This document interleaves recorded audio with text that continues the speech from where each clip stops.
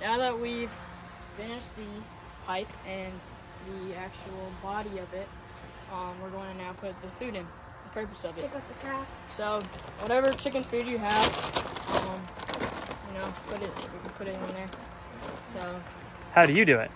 So basically, you get just a funnel in a cup and scoop it up. And this is our funnel. And you just place it right over, and we just shake it. I mean, try not to spill. And most of it gets in there, and that's basically how we fill it up. The most quick and efficient way.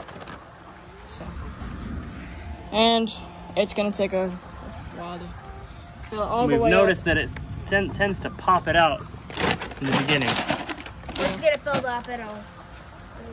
And once you get it filled up, you don't have to keep filling it up over and over. So that's the good thing about this, is that you don't have to keep going every day and giving them the food.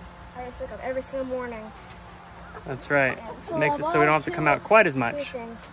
This is like last. Awesome. Where's the fan? Can I press it?